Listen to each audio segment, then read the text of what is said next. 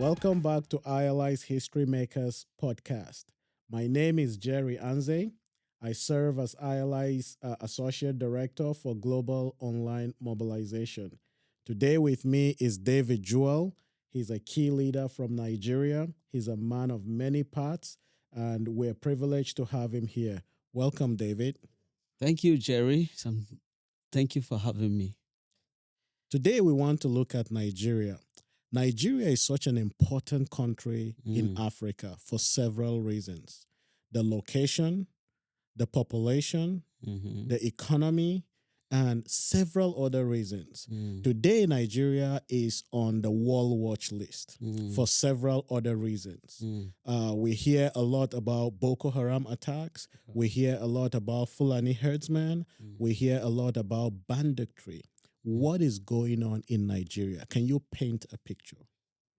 From north to the south of Nigeria, from east to west, great things are going on, let me say. We look forward to development and this, but on the negative, we have challenges with security. And virtually every geopolitical zone in Nigeria faces one kind of challenge or the other, ranging from persecution to cattle rustling, banditry, terrorism, the Boko Haram, popular Boko Haram thing. In some quarters, jihad, and the jihad has different dimensions. One is the economic jihad, and the violence you hear about. Then you have other forms of jihad. You have land grabbing. I don't know whether there's need to explain that, but an attempt to grab the native land that belongs to others. We have marginalized voices across the nation. We have the general belief is Nigeria has three major ethnic groups, but it's beyond that. Nigeria has more than 660 tribes, ethnic nationalities, some of them not recognized as individual ethnic group. They become marginalized and minority. But when you put them together, they are the majority. They will outnumber the three major ethnic groups. So these are the challenges that Nigeria is going through. We have the different political ideologies, and during the political year, you have tussle here and there. Nigeria has great potentials. Great. If only we would take care of those Great. challenges. Great. Now, can you throw more light and just enlighten us a little bit about Boko Haram and the Fulani? What exactly do they want? Are they not the same? Are they not agitating for the same thing? Are they two different bodies that are fighting or striving for two different things? Okay.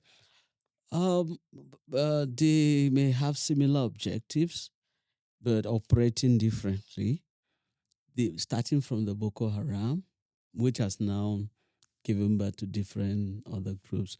Some say it's a terrorist group. Some say it's a group of assailants or those who are insurgents who are trying to establish the caliphate. And that's what is in their mind, to establish a caliphate where the caliphate will have the Sharia law in operation. But it didn't start that way. To be fair to Boko Haram, it didn't start that way. It started as a little group that felt we are not happy with the Islamic practices. That is supposed to be more than what the other sects are doing. We need to be more religious. We need to know the truth more, the Sharia law more. It should be put into practice. And when they began to face resistance, they toughened up, and that's when it started turning into a monster, a group. So at the peak of it, their founder and the leader was was killed and molested. And I think that triggered another phase of the conflict. Suddenly, the followers will, reacted, and that's how it continued to change faces, continued to the intensity of the violence and the conflict continued to increase. But originally, it was not violent. Later on, it turned to what it is. That's it about the Boko Haram. And of course, when conflicts come like that, there are many dimensions to it. First, the religious dimension, which Boko Haram, after turning violent, became attack Christians and also began to attack Muslims, fellow Muslims that they feel they are not supportive of their objective. Then political elements began to also use them for their purposes. So they serve different interests. And hidden in all this may not be mentioned by many people, but the truth is there was also a desire for natural resources in the areas that were dominated by the Boko Haram. So they come, chase the people, attack the people, and when the people run, they also go for the natural resources on it. So much has not been mentioned about that, but I think there are also economic interests behind some of those things. Yeah, that's for the Boko Haram.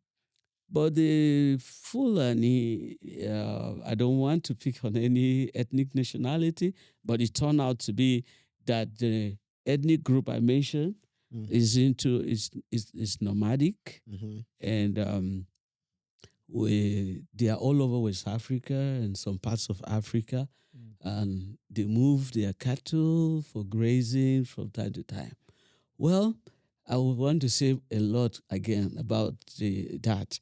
There is desert encroachment from the Sahara and pushing into going southward, and because of the desertification, the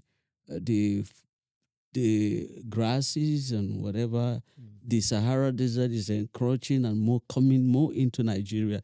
So naturally, the livestock would need grazing land. So they move southward.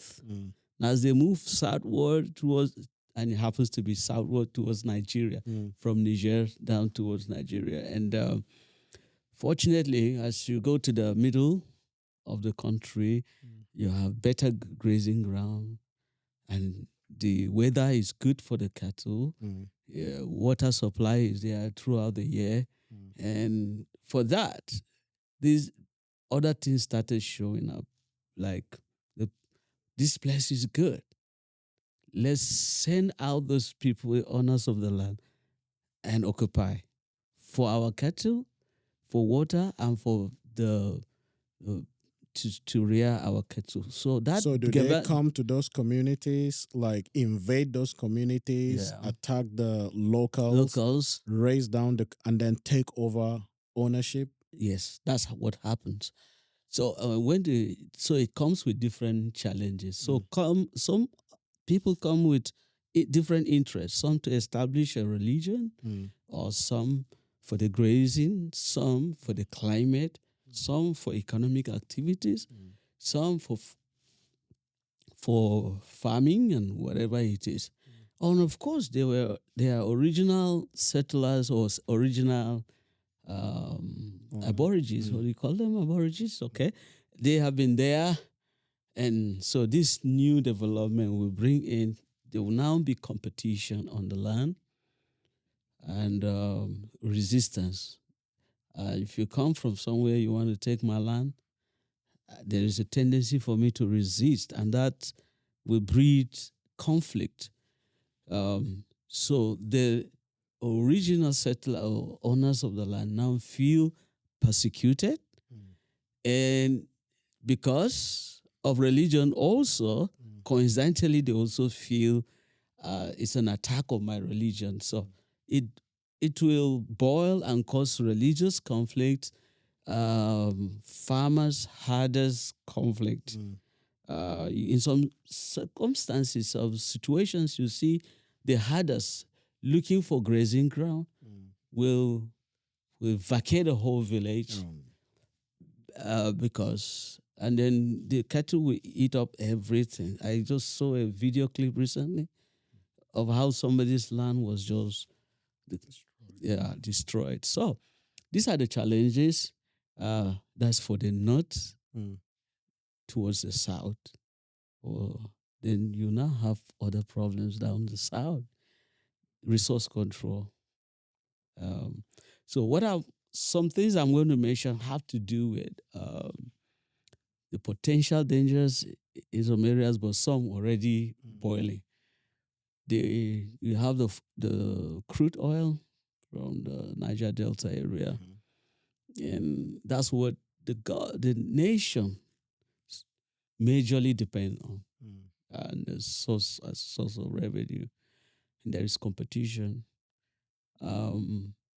The natives feel they are not enjoying the endowment in their land. So you have a challenge. We feel little comes to us, the whole thing goes to others. And there is this agitation and cry for against marginalization. So that also causes a problem of resource control down the south. In the southeast also there are voices who think we are politically disadvantaged, marginalized, and you see, and we are facing injustice and persecution for who we are, for the tribe we come from. So there is this outcry for justice. Wow. So that's also brewing conflict in the southeast. And still coming back to the middle belt, central part, we have challenges with religion. There are jihadis, of course, not all Muslims, and not everybody has his own definition of the jihad. It might be economic, it might be violence, or whatever it is, but there is also this challenge, and this is not only in Nigeria. From the equator, as you go higher northward, you have more Islamic presence. So as you go down south, particularly in Nigeria, you have Christianity dominating. And in the middle, what we call the middle belt, you find Islam pushing in towards south, and Christianity also pushing northward. So meeting in the middle, which is the middle belt, is a tension area, the frontier, which from time to time brings conflict, since it's the borderline and it's also the frontier. Just a few minutes or just less than an hour ago, we received report of tension around the same region. And why? Because economically, religious-wise, socially, there are two cultures, the one from the southward and the one from the northward, meeting in the middle, and then pressure is exerted, and it usually sparks some conflict around the middle belt of Nigeria. Well, maybe before you come in, one challenge we have, and usually hidden, is eyes on resource control from outside and from within. Nigeria is endowed with many natural resources in the earth. From within or outside Nigeria, people have interests on those lands. And that is also causing a lot of problems. And people will not tell you we're interested in your resources, but they sponsor conflict. I call them merchants of conflict. They sponsor because they have interest in it. Now, with all of this picture that you've nicely painted, Yeah. where is the church in all of this? Yeah. What impact has the church made in terms of advocacy, speaking for the persecuted, speaking for the displaced? I believe that most of the people that are displaced are either living in the IDP camps, Mm-hmm. and the situation in the IDP camps is another discussion Challenge. Yeah. altogether. So, what role is the church playing? Is believers, is the nation feeling the impact of the church in times like this? Are the leaders, the key church leaders in Nigeria, are they speaking out against this injustice that is happening? Are they speaking out against these killings that continue to happen in the northern part of Nigeria? And it's, in a real sense, it's escalating all across the country. Mm-hmm. So, what role are they playing in this? Yeah, in some quarters, the Christian leaders dialoguing. They haven't interfaith dialogue across the nation and at the center, discussing with other religions, not only Muslims, but traditional believers, those who practice the traditional way of life. They all bring this parties together to discuss, to have a parley on how to bring peace and harmony in the communities. Yeah, but you see, the challenge we have is that, as I said, there are people with different interests, and they come as merchants of conflict. They, you have categories, two categories of people. One, the ones who want to influence, to bring peace. They are positive about, and there are those who gain from the conflict and wouldn't want the conflict to end. They also sponsor to make sure that the other masses who want peace will not have peace. So there will always be clashes. But the religious leaders are doing well. They're trying their best to see that through dialogue, interfaith dialogue, things get better. But yet we still have problems. The whole thing is about interest and a desire to control, have a control over a community or over some resources. So we other efforts, we have the churches coming to help the communities that are affected, educating people in how to manage situations and how to resist such selfish onslaught on the communities. And so educating the people is very key. Advocacy is something, but that has its own challenges. Yeah. You go all out advocating for the good of the people, for development, for peace, and you become a public spectacle, and people look at you as an enemy of. Remember, I talked about the merchants of conflict. They gain from it, and they see you as a threat to the gains they have. They would rather bring the pains than to allow the gains for communities. So yeah, that needs also to be addressed.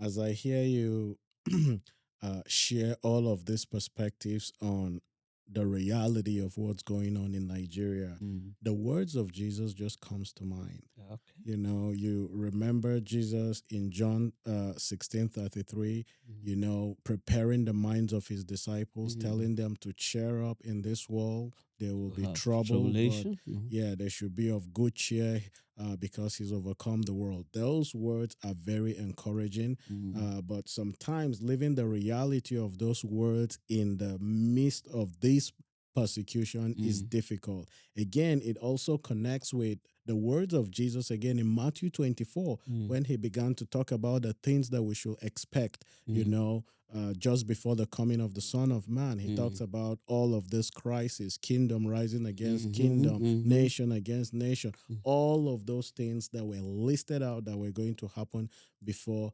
he comes. How are we as believers, or what words do you have to the believers there that will give them some courage to know that even in the midst of suffering, that they are not alone? His promise, he will never leave them. His promise, he will never forsake them. But sometimes it seems like God is further away, than he is close. But it doesn't change the fact that he's right there with us when we go through these situations. The whole I go, Mm. I'll not leave you alone. I'll send you a helper, a comforter.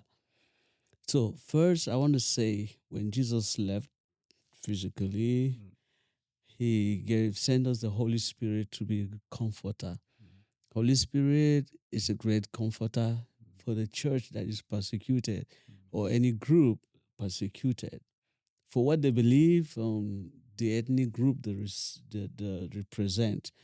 I also encourage the church and those who are persecuted to remain strong, be strong, and be resilient. 1 Corinthians 15:58 says, it said, be immovable, always abounding in the work of the Lord, knowing that your labor is not in vain. So, one encourage everyone going through persecution or challenges to be firm, to be strong, and never give in to the pressure.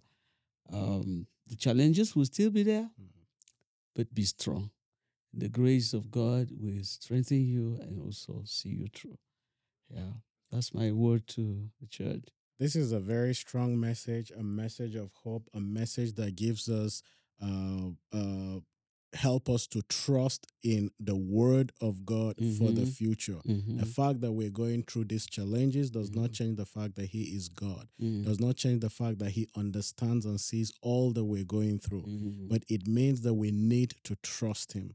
He loves us much more than we can ever think, much more than we can ever imagine. What are some parting words you have for our listeners today?